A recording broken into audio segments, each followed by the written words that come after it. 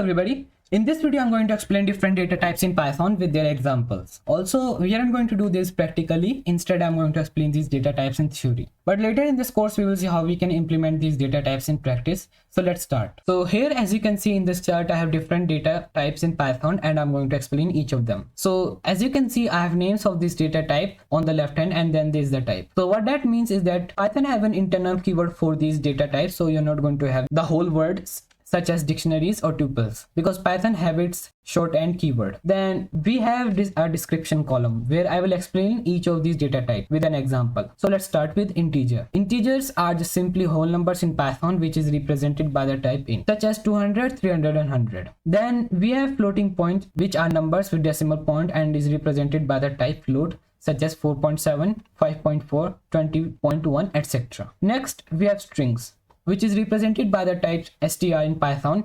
Strings are just sequence of characters that are in order, such as hey, John Doe, 5200. Next we have list. Now we are on data structures which are a little bit more special. Next we have list. Now we are on data structures which are a little bit more special than these basic data types. Data structures can hold multiple data objects in them. So lists are just sequence of data objects that are in order and is represented by the type list in Python, such as hello, what, 35, Henry, etc. Next we have dictionaries, also represented as dict in Python. Dictionaries are unordered keys with a value pair. Then we have tuples, also represented as tup. Tuples are immutable ordered data sequence, means that they cannot be changed, such as 20, 30, yes, no, etc.